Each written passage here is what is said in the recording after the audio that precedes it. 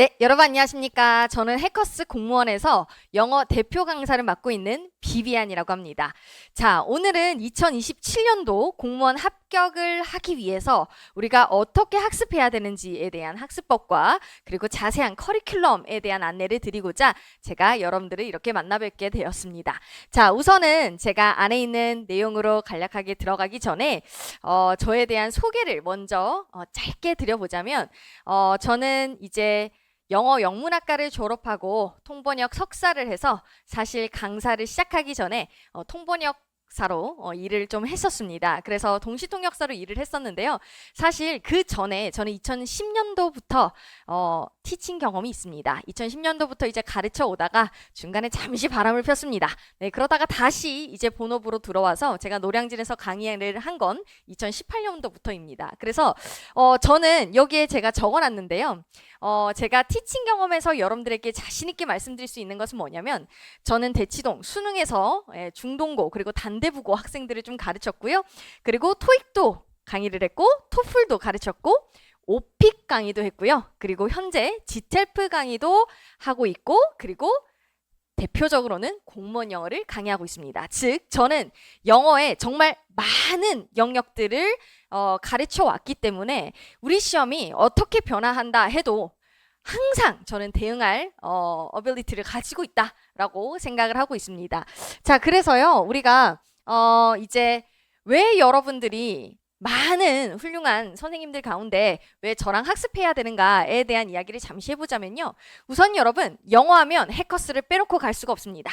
가장 대표적인 우리 대한민국의 영어하면 해커스 아니겠습니까? 부동의 1위입니다. 근데 그런 해커스가 저와 함께 지금 이 시장을 주도하고 있습니다. 그렇기 때문에 우리 시험이 2027년도에 25문제로 변화하는데 그럴 때도 저희가 가장 발빠르게 트렌드를 정확하고 명확하게 분석하여서 여러분들이 합격할 수 있게끔 최선을 다해서 여러분들이 이끌 수 있을 거라는 확신이 있습니다. 그래서 제가 여기 적어놨죠. 개편되고 있는 출제 기조를 가장 빠르게 읽어서 여러분들이 효율적인 학습을 위해서 버려야 할 것 그리고 챙겨가야 할 것을 반드시 여러분들이 가릴 수 있게끔 그런 능력을 제가 기를 수 있도록 도와드릴 것이고요. 그래서 이제 우리 시험이 도대체 26년도에 어떻게 나왔나를 알아야 우리가 내년에는 어떻게 준비하지를 이제 마음 잡을 수 있을 것 같아서 26년도 국가직 시험에 대해서 리뷰를 잠시 드려보도록 하겠습니다. 자, 우선은 우리 공무원 영어에는요 크게 이렇게 4가지 영역이 있습니다. 지금 가장 많은 비율을 차지하고 있는 건 바로 독해고요. 그리고 문법, 어휘, 생활영어 요 3가지는 어느 정도 암기를 요하는 과목이라고 보시면 됩니다. 문법 3문항, 어휘 3문항, 생활영어 2문항 이렇게 나오는데 생활영어라고 하는 것은 나중에 기출문제로 여러분들과 같이 잠시 풀어볼 텐데 우리 수능이나 토익이나 토플이나 뭐 탭스나 여타 시험에는 전부 리스닝, 청취 파트가 있습니다만 우리 공무원 시험에는 청취 파트가 없습니다. 그 대신 그 스크립트를 옮겨놓은 형태다라고 보시면 되겠고요. 자, 독해가 12문항인데 지금보다 조금 늘 가능성이 있습니다. 왜냐하면 기존의 26년도까지는 20문항을 유지하다가 27년도부터는 25문항으로 늡니다. 그런데 인사혁신처에서 새로운 유형을 또 새롭게 뽑아내서 여러분들에게 낸다라는 이야기가 없었기 때문에 기존 유형에서 5문항을 늘 가능성이 있고요. 제가 추측하기로는 어휘 문법에서 내고 그 다음에 독해 신유형이라고 뒤에 가서 여러분들과 저랑 잠시 학습하게 될 건데 그 신유형에서 조금 늘 가능성이 있습니다. 그래서 대단히 어려운 문제를 늘리게 되면은 시간 배분의 문제가 생기기 때문에 문항수가 늘지만 굉장히 어려운 유형이 추가될 가능성은 희박하다라고 보여집니다. 자, 그러면 이제 우리가 각 영역별로 시험 문제에 대해서 한번 검토를 해보도록 하죠. 자, 26년도 국가직에 나왔던 빈칸 어휘입니다. 여러분, 이 문제를 푸시려면 일단 기본적으로 어떤 능력이 필요해 보이세요? 자, 당연히 1번에 적혀있는 inhumane, 2번에 habitable, 3번에 vulnerable, 4번에 barren이라고 하는 선지에 나와 있는 어휘의 뜻은 당연히 우리가 알아야겠죠. 그걸 숙지하는 건 기본입니다. 비인간적이고 살만하고 취약하고 척박한 겁니다. 이 어휘는 암기하셔야겠죠. 근데 이것만 외운다고 해서 끝은 아닙니다. 왜요? 여기 빈칸에 어휘를 집어넣어야 되는데 그 말은 요 문장의 해석이 가능해야 합니다. 왜냐? 이 안에 반드시 단서가 있기 때문이에요. 그래서 오늘날 접속사가 나오고 이 기후변화가 만들죠. 몇 지역을 덜 less hospitable 하게 만들어요. 자, 여기에 여러분 엄청난 힌트가 사실은 숨어 있어요. less hospitable 이라고 하는 거. hospitable 이라고 하는 뜻을 알면 요 빈칸의 문장을 풀 수 있어요. hospitable 하면은 쾌적한 거예요. 그러면 이제 기후변화가 몇몇 지역들을 덜 쾌적하게 만들고 있거든요. 다른 지역들보다. 그래서 이제 점점 더 많은 사람들이 이사를 갈 거라는 거예요. 더 빈칸한 지역으로. 그러면 여기에는 less hospitable 해지니까 더 hospitable 한 데로 가야 되는 거예요.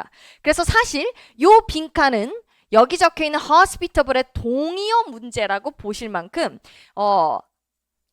내용 단위에 대한 해석도 정확하게 돼야 된다.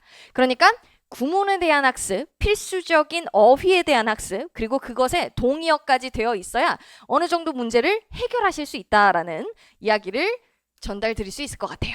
그래서 이제 어휘는 총 3문항 나온다고 아까 말씀드렸듯이 지금 방금 풀었던 것처럼 빈칸 어휘가 2문항이 26년도에 나왔고요. 밑줄 동의어 문제가 하나가 나왔습니다. 자, 정답 처리되어졌던 아이들의 수준은 이러합니다.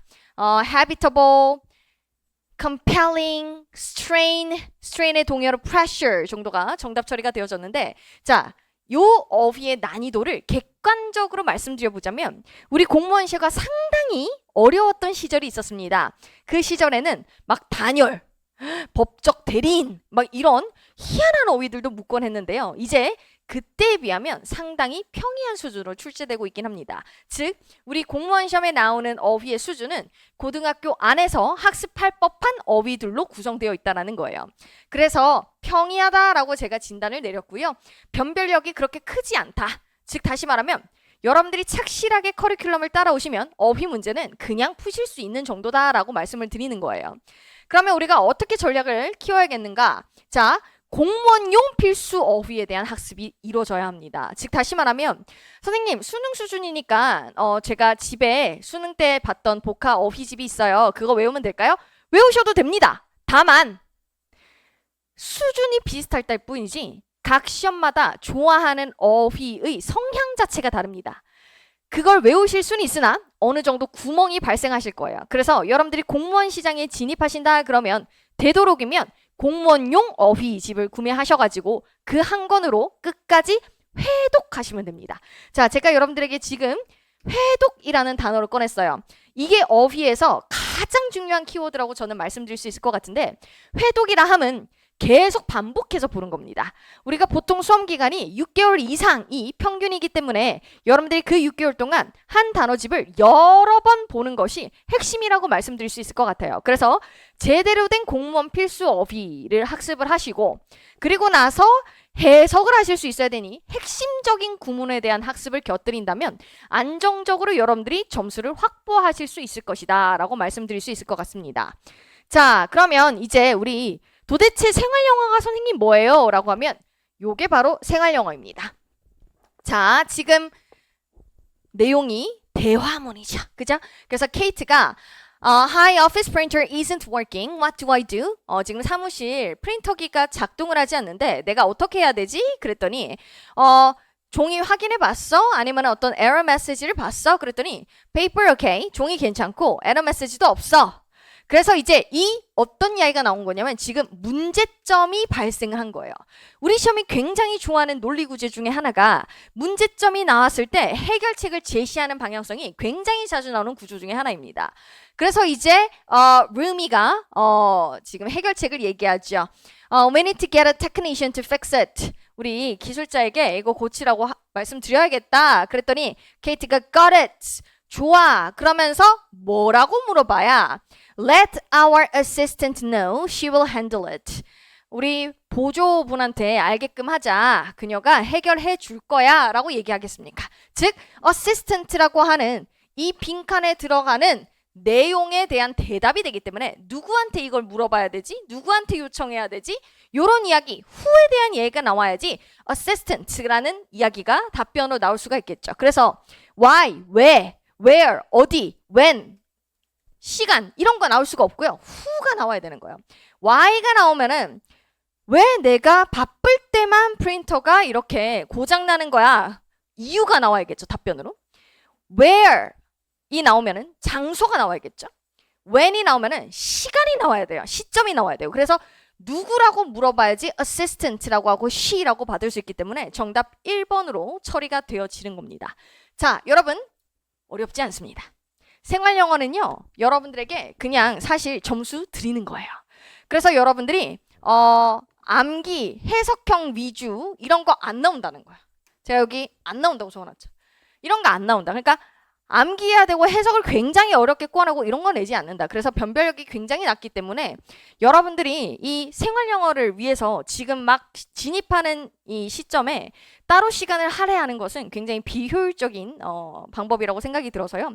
생활 영어 같은 경우에는 그냥 여러분들이 커리큘럼을 자연스럽게 그냥 따라오시게 되면은 점수가 그냥 올라가는 겁니다. 그래서 초시생의 입장에서 이 생활 영어는 지금 고민은 안 하시고 그냥 날려버리셔도 된다. 자, 그러면 이제 그 다음 영역 한번 가봐야죠. 우리 공무원 시험에 가장 어떻게 보면은 난이도가 있는 파트가 바로 문법입니다. 우리 수능 영어를 좀 하고 오신 분들도 공무원 영어에 딱 진입하시면은 선생님 다른 거는 좀 괜찮은데 문법이 수능보다 조금 더 어려운 것 같습니다. 라는 말씀을 자주 해주시거든요. 자, 요런 형태입니다.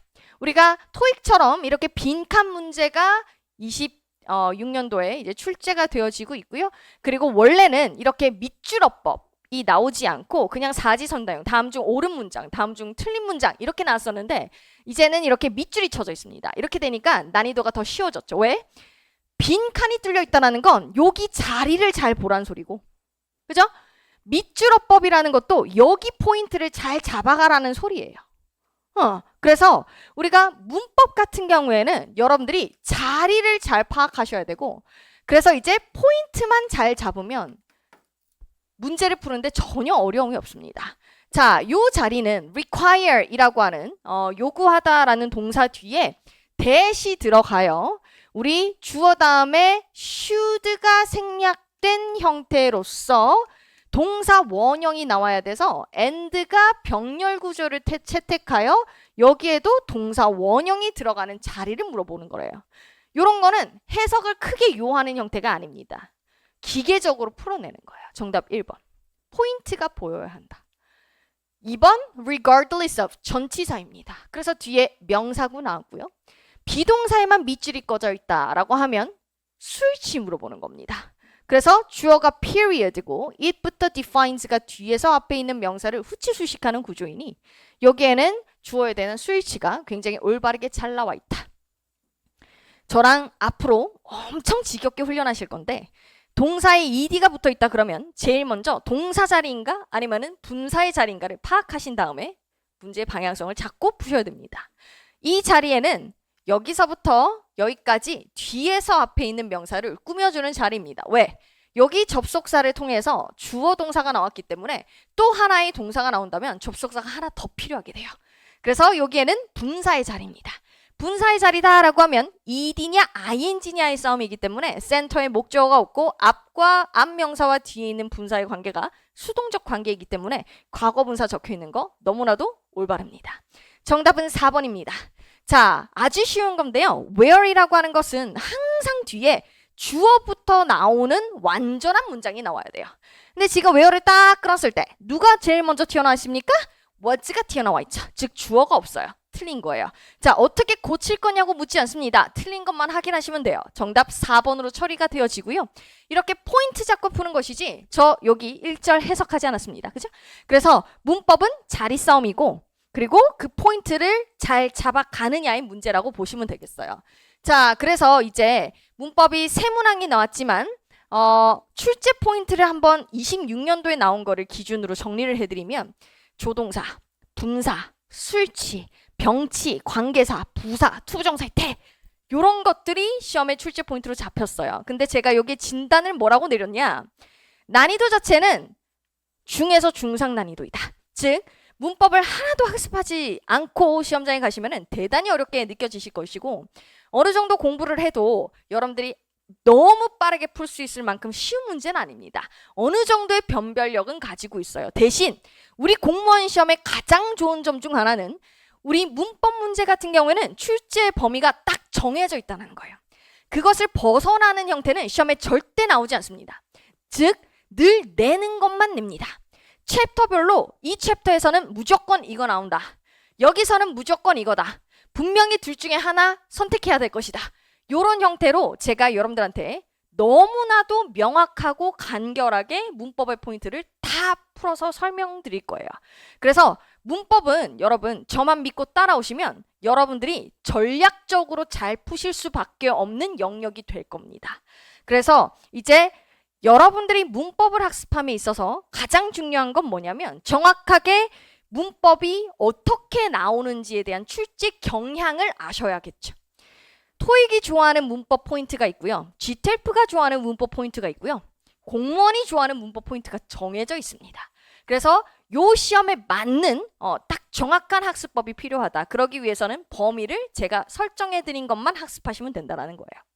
그리고 나서 이론만 안다고 해서 문제가 풀리진 않습니다. 그것을 적용하는 능력이 대단히 중요하죠. 그래서 이제 요 안에서 여러분들이 저랑 스킬 같은 걸 배우는 거예요. 아까 말씀드린 것처럼 동사에 ed 붙어 있으면 동사자인지 분사자인지 파악하고 가자. 이런 식의 적용력을 이제 학습하시고 나서 그리고 나서 이제 그 안에 어느 정도의 구문을 같이 학습하시게 될 겁니다. 그래서 이제 마지막 영역인 독해로 넘어가서 한번 기출문제를 보자면 독해는 크게 신유형이라고 하는 형태가 있고요. 그리고 기존 우리 시험에 나오는 형태가 있습니다. 신유형으로 바뀐다라고 인사혁신처에서 25년도에 발표를 하였을 때 많은 수험생들이 혼란스러워 하셨어요. 나 이제 토익 책을 사야 하나? 막 이런 생각을 하셨는데 토익보다 훨씬 수월합니다. 근데 겉보기에는 굉장히 토익과 유사한 형태를 띠고 있죠. 이 실용문 안에는 신유형 안에는 이메일, 웹페이지, 어떤 홍보 사이트라든지 이런 것들이 굉장히 많이 나오는데요. 지금 얘 보시면은 이메일입니다.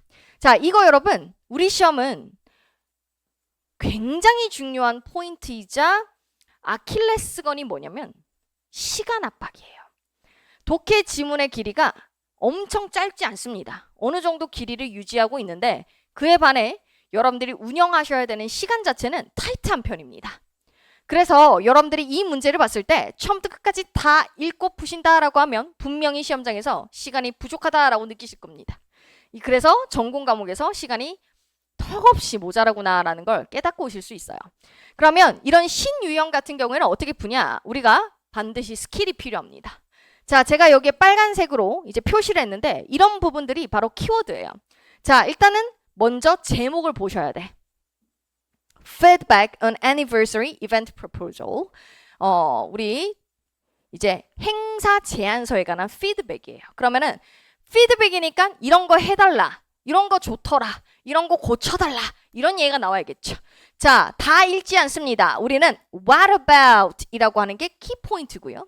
Could you please가 또 키포인트입니다. What about은 언제 쓰냐면 이거 어때요? 제안할 때 씁니다. 그래서 이 부분만 읽으면 정답 나오게 될 거예요. 자, 뭐라고 얘기하냐면 reserving a larger conference hall instead, 더 큰 회의실을 대신 예약하는 건 어떠세요? 자, could you please면 해달라는 거기 때문에 간청하는 구간이니 필자의 주장, 필자가 원하는 바가 다 직접적으로 적혀 있을 겁니다. 그래서 이제 그 수정된 계획을 보내주십시오. 이번 달 말까지. 그러면 이 수정된 건 뭐예요? 더 큰 회의실로 예약을 바꾸는 이야기가 돼야 되는 거예요. 그래서 우리는 더 넓은 장소를 제안하려고 인 정답 2번이 돼야 되는 겁니다. 근데 여러분들이 여기에서 spacious라고 하는 단어를 모르시거나 venue라고 하는 우리 실용문에 등장하는 단어군을 모르신다 그러면은 해석을 해도 풀 수가 없겠죠. 그래서 여러분들이 기본기만 잘 갖춰져 있으면 신유형은 굉장히 빠르고 무조건 맞출 수 있는 문제로 출제가 될 겁니다. 자, 그래서 이제 독해가 총 12문항이 출제가 되어졌는데 여기 보시면 대입학, 이 가장 많은 유형을 차지하고 있습니다. 대입학이라고 하면 주제, 제목, 목적, 요지 이런 거를 대입학이라고 하고요. 어렵지 않습니다. 푸실 수 있습니다. 자, 내용 일치불이치 세문학 나오는데요. 변별력 없습니다.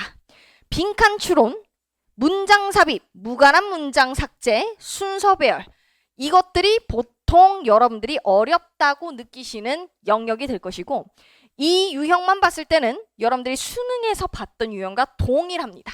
그렇다고 해서 수능처럼 추론적이거나 추상적으로 글을 전개하지 않습니다.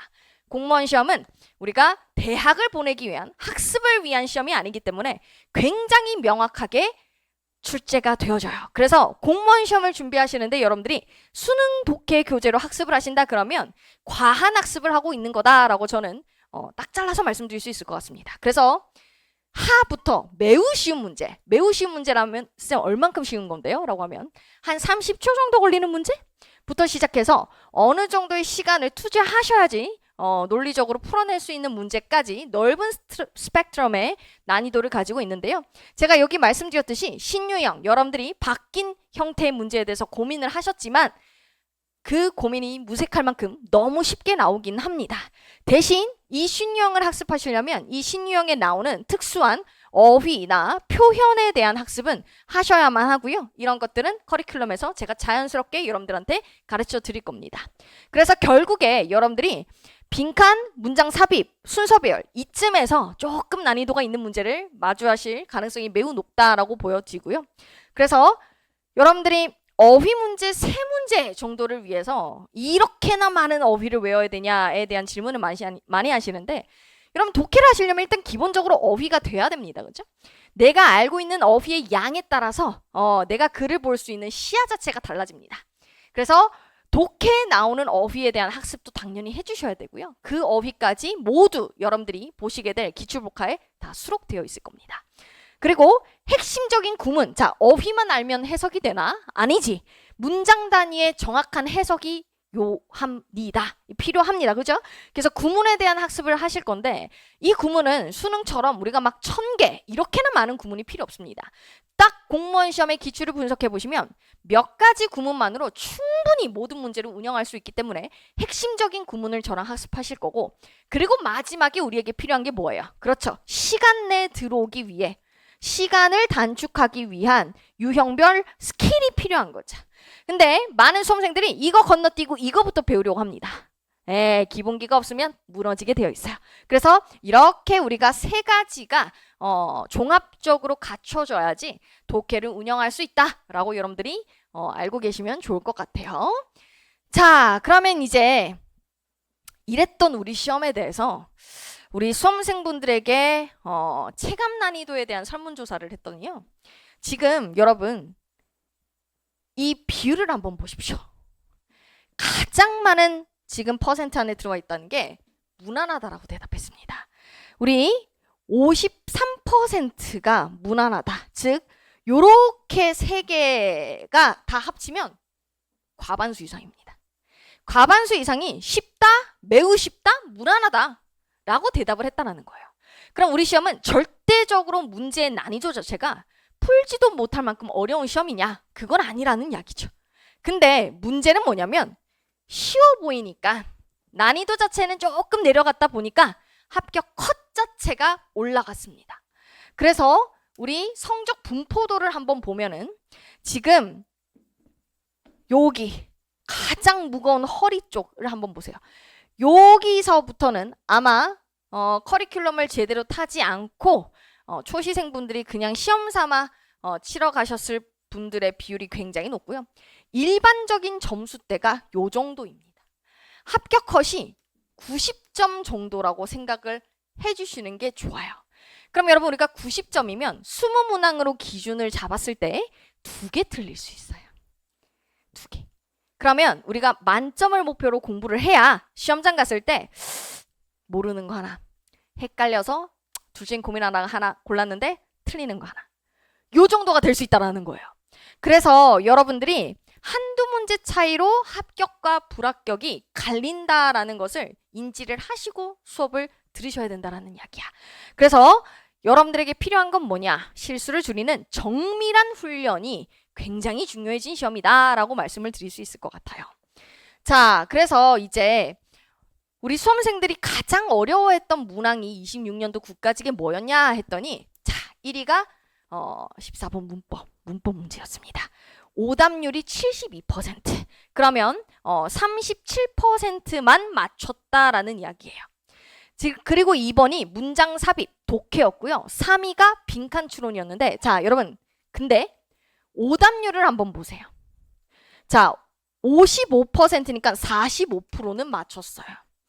49%니까 51%는 맞췄어요. 즉, 요 1번인 문법을 제외하고 그 밑으로는 반 정도는 맞추고 반 정도는 틀렸다는 거예요.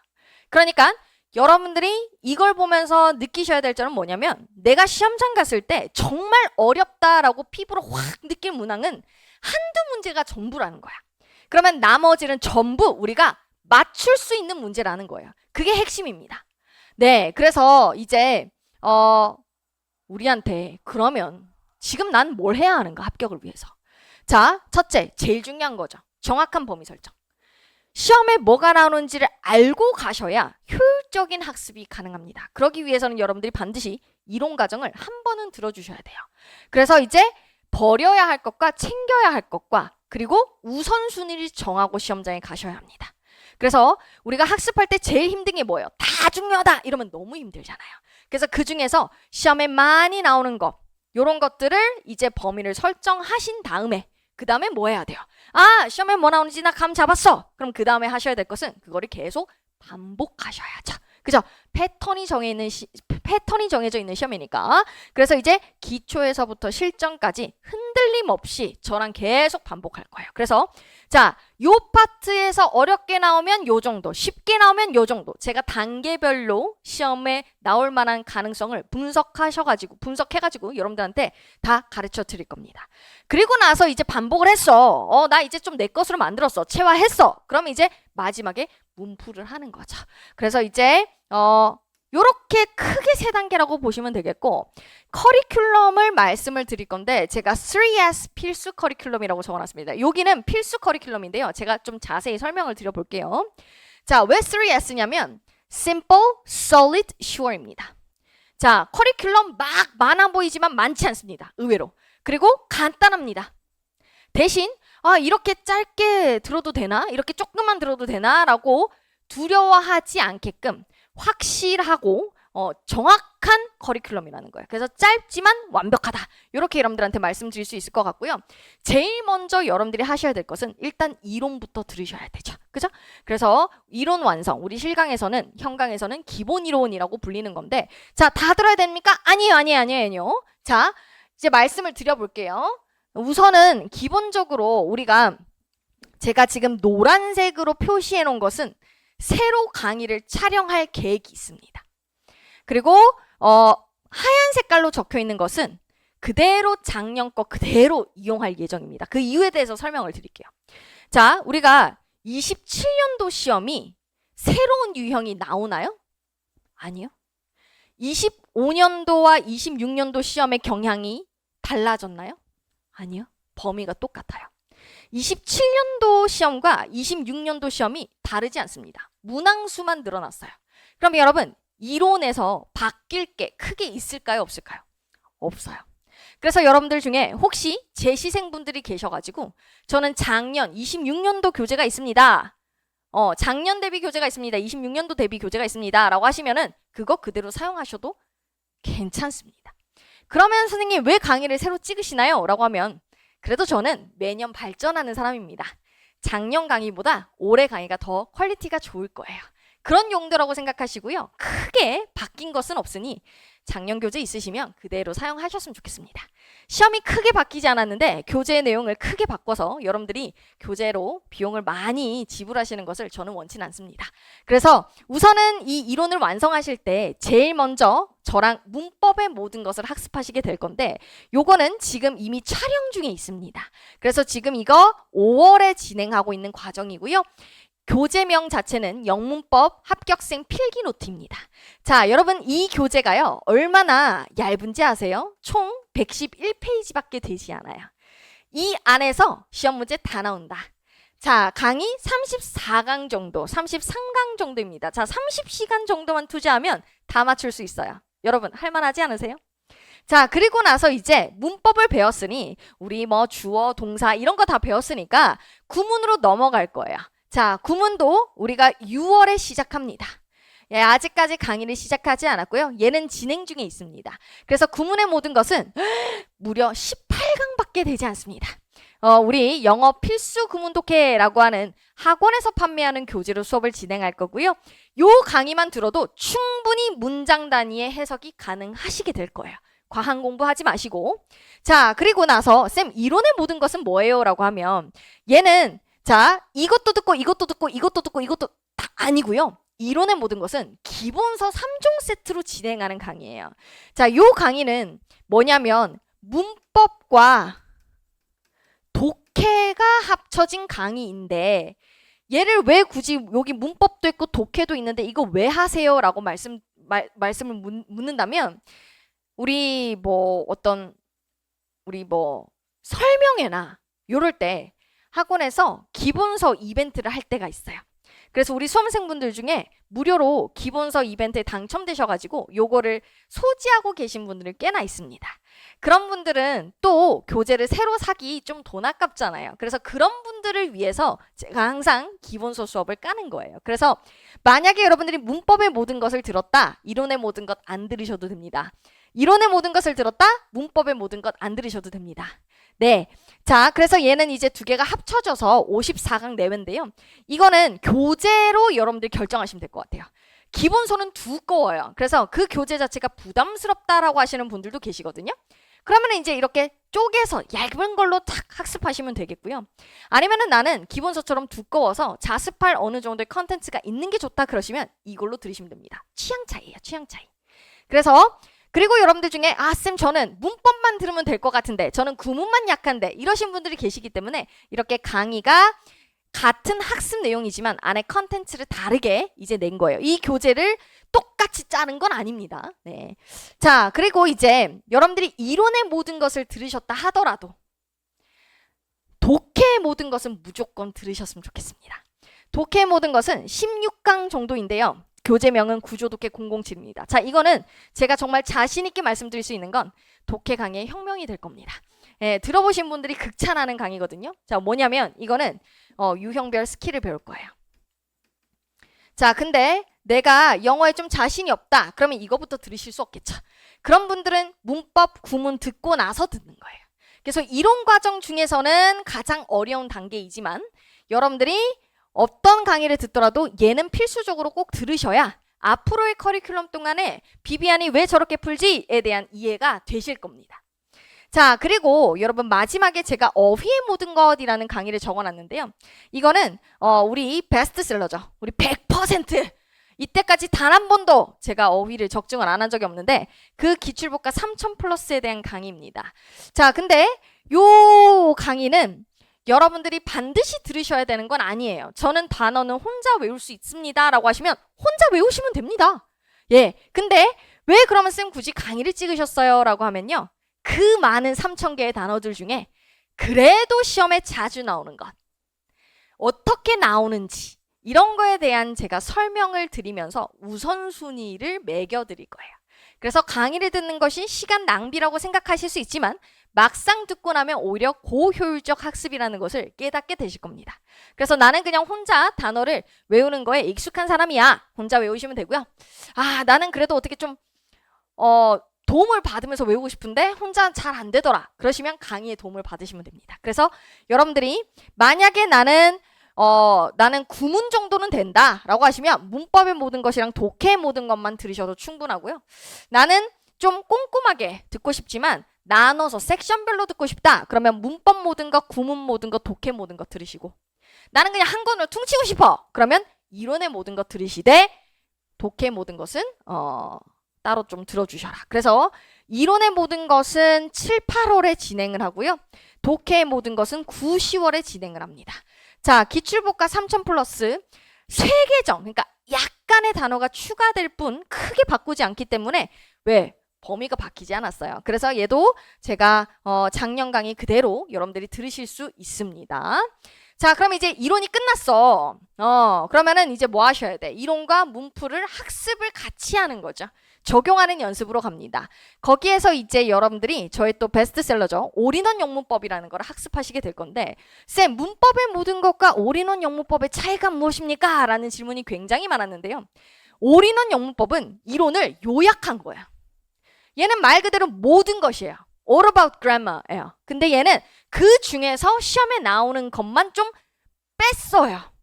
그래서 핵심 요약 강의와 더불어서 또 가장 큰 특징 중에 하나는 기출 문제를 단원별로 푸는 거예요.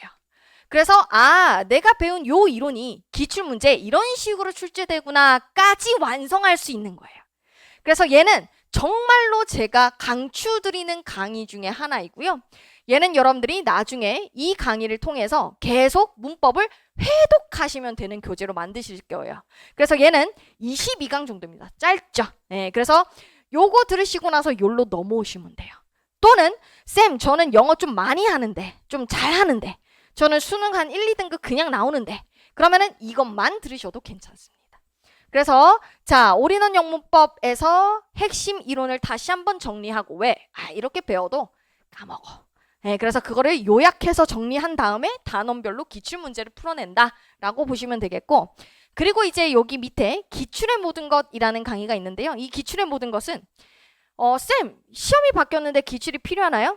문법의 범위 바뀌지 않았습니다. 네, 독해 기존 유형 그대로 나오고 있습니다. 그래서 우리가 이때까지 시험에 나온 기출 중에서도 우리 시험과 유의미하게 연관이 되어 있는 어느 정도의 공통점을 가지고 있는 기출문제를 분석하면서 같이 푸는 강의입니다. 자, 기출만큼 좋은 문제집은 저는 없다고 생각해요. 우리가 제 모든 강의도 기출을 분석해서 여러분들한테 결국엔 가르쳐 드리는 거구나. 그래서 요 정도 이제 그 다음 단계고요. 우리가 올인원 영문법 같은 경우에는 9, 10월에 진행을 하고요. 그다음에 기출의 모든 것은 11월, 12월 과정이라고 보시면 되겠어요. 자, 그리고 나서 이제 여러분들이 이 문법, 구문, 독해 이런 거 배운 거를 이제 문제 막 풀어보는 연습 중에 원래 기존의 고득점 문법 777제 777문제인데 16강 안에 끝냅니다. 고득점 독해 337제 13강 안에 끝냅니다. 단원별 문제풀이입니다. 그리고 적중 어휘 생활영어, 어휘랑 생활영어 외우신 거 문제 푸는 연습, 또 문제로 보면 또 느낌이 약간 다르거든. 그거 20강 안에 끝냅니다. 그래서 이제 요거 다 합치면 1200제인데 쌤, 이거 저는 예를 들어서 저는 문법이 약해서 그럼 이것만 들으셔도 돼요. 저는 독해가 좀 약해서 그럼 이것만 들으셔도 돼요. 저는 어휘 생활 영어가 자신이 없어 그럼 이것만 들으셔도 돼요. 다 들으셔도 되고 내가 필요한 것만 선택해서 들으셔도 돼요. 그래서 이 부분은 정규 컬이긴 하지만 필수적으로 다 들으면 좋긴 하지만 선택적으로 들으셔도 상관은 없습니다. 강의가 다 짧습니다. 다 짧은 강의예요. 근데 이제 아직까지 나오지 않았습니다만 제가 1, 2월에 새로운 교재 하나를 이제 여러분들과 같이 풀 거예요. 좀 라이트한 문제집을 지금 출시 예정에 있고요. 자세한 것은 나오게 되면은 그때 다시 제가 카페를 통해서 공지를 드리도록 하겠습니다. 그래서 이제 요렇게 한 여름쯤까지 이론 정도가 완성이 되고 인강에서는 그리고 좀 약간 쌀쌀해질 때 그거를 적용하는 연습을 하다가 우리가 이제 새해가 끝났잖아 하면 이제 우리가 3월부터 시험 전 6월까지는 파이널 과정에 들어가게 됩니다. 실전 동형 모의고사, 실제와 동일한 형태의 모의고사라는 거예요. 우리 시험 문제랑 퀄리티가 굉장히 좋게 똑같이 거의 만들었다고 보시면 되겠고요. 우리 적중 많이 했습니다. 그래서 시즌 1이 국가직 대비, 시즌 2가 지방직 대비로 이제 열리게 될 거고 봉투 모의고사라고 하는 교재로도 이제 우리가 문제풀이를 훈련하게 될 겁니다. 그래서 이때부터는 이론이 메인이 아닌 거예요. 이때는 이론이 다죠. 이때를 우리가 굳이 비유를 해보자면 이때는 이론이 한 80이고 80에서 90이고 문제풀이가 한 10에서 20%예요. 근데 이때는 이론과 문풀이 50대 50 정도라고 보시면 돼요. 근데 어느 정도 보면은 한 40대 60까지도 올릴 수 있습니다. 여러분들 고득점 가면은. 근데 이제 이때 가면은 문제풀이가 거의 90으로 가는 거죠. 그래서 이제 다 했잖아. 이뤄냈고 그거 적용하는 연습했으니까 이제 진짜 실전이야. 이렇게 가시면 되겠고요. 그리고 이제 마지막에 제가 찍기 특강도 합니다. 그래서 우리 벌써 시즌 7이에요. 제가 7년째 이제 야매 특강을 진행하고 있기 때문에 이렇게 하면 이제 우리가 3단계로 필수 커리가 완성이 되는 거예요. 자, 그래서 여러분들 중에 쌤 저는 영어 좀 잘해요. 영어 좀 잘해가지고 최소한으로만 듣고 싶어요. 그러면 저는 독해의 모든 것, 올인원 영문법, 그리고 기출 또는 엔제, 그리고 이제 동형 요 정도 추천드릴 것 같고요. 나는 영어에 그렇게 큰 자신이 없다 그러시면은 이제 문법 구문 독해 또는 이론 독해 들으시고 올인원 기출 들으시고 이 엔제 중에는 여러분들이 선택하셔서 들으시고 나서 파이널로 넘어오시면 됩니다. 자, 그런데 이제 이게 필수 커리큘럼이에요. 근데 이제 선택 커리큘럼이 있어요. 그러니까 이거 여기서부터는 여러분들이 필요하신 거 들으셔라 해요. 자, 그게 뭐냐면 노베이스이신 분들이 있을 수 있잖아. 여러분들 중에 쌤 제가 이론을 들었는데요. 너무 어려워요. 사실 저는 관계사가 뭔지 잘 몰라요. 분사가 뭔지 몰라요. 이런 거에 대한 개념이 없어요. 전 영어 공부한 지 너무 오래됐습니다. 중학교 1학년 수준도 될까 싶어요. 이러시는 분들을 위해서 이론 과정으로 본격적으로 진입하시기 전에 요 입문 과정을 들으시면 돼요. 그래서 이제 이 노베이스 분들을 위한 강의인데 제가 여러분 빨리 시작했어요. 이 27년도에 생기초 구문독해를 새로이 찍었고요. 이거 이미 3, 4월에 찍어서 완강을 해놨습니다. 여러분 35강이면 기초가 끝난다니까? 할만하지 않으세요? 쌤 구문독해니까 구문이랑 독해 가르쳐 주시는 거 아니에요? 아니요. 문법이 주입니다. 문법과 어느 정도의 구문이 합쳐졌다라고 보시면 돼요. 그래서 요 정도는 저는 충분히 투자할 가치가 있다라고 생각이 들고요. 그 다음에 이제 쌤 저는 중학교 정도의 어휘도 좀 안 돼 있어요 라고 하시면 기출복화 들어가시기 전에 요거 들어보셔도 좋습니다. 그래서 이거 35강이고요. 교재명은 해커스 복화 어원편으로 진행을 합니다. 자, 그리고 나서 제가 여기 맨 마지막에 생기초 문법 55강 Grammar Gateway 베이직으로 진행하는 강의가 있는데요. 이거는 구문 독해보다 더 쉬워요. 그래서 저는 예를 들어서 언제 is 쓰고 언제 are를 쓰고 이런 것도 모른다 그러시면 요거 들으시면 되고요. 나는 그 정도는 아닌데 싶으시면 구문 독해 들으시면 됩니다. 둘 다 들을 필요가 전혀 없어요. 한 가지만 들으시면 돼요. 그래서 저는 요 생기초 구문 독해는 새로이 27년도 대비로 새로 찍어놨고요.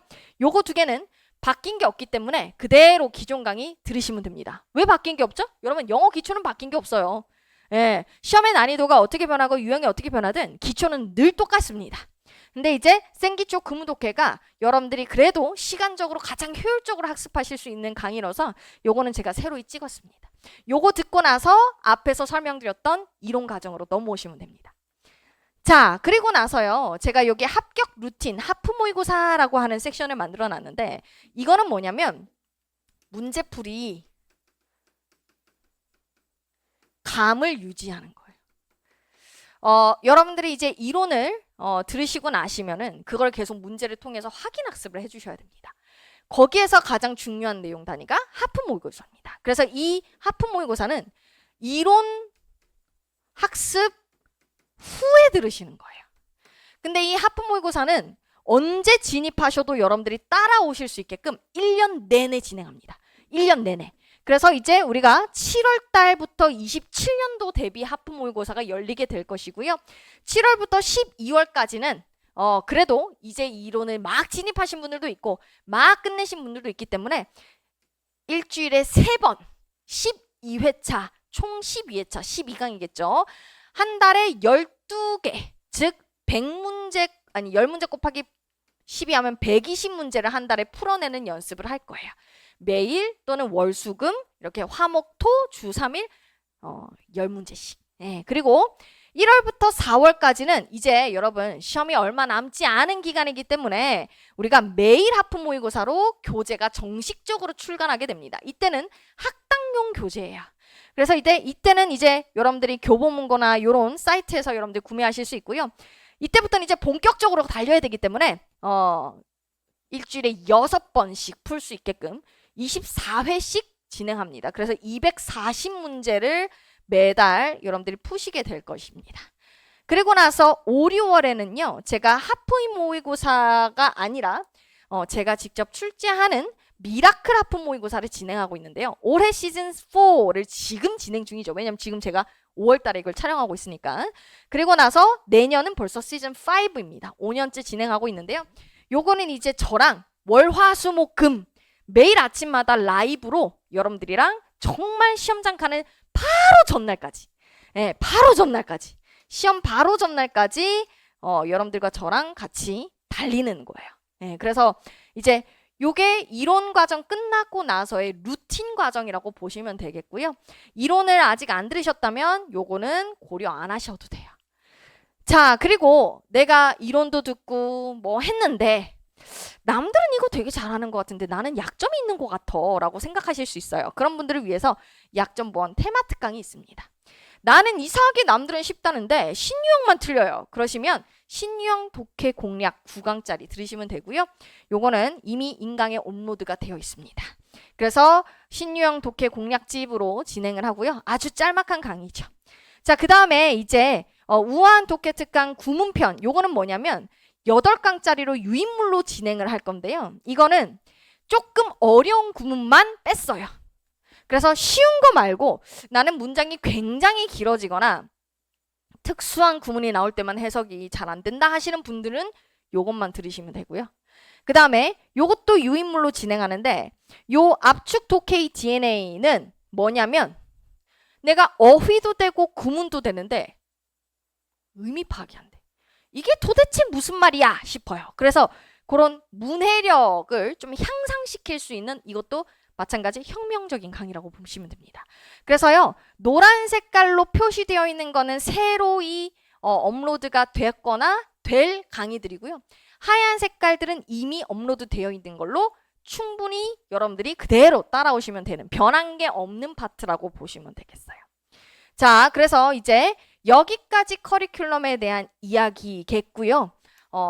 이제 마지막으로 여러분들한테 인사를 드리면서 마무리를 하려고 합니다. 자, 제가 여기에 Trust, Train, Triumph라고 적어놨어요. 믿고 훈련하면 우리는 무조건 승리합니다. 여러분들 정말 이 노량진에는 이 공무원 시장에는 정말 경쟁이 치열하고 훌륭한 선생님들이 참 많습니다.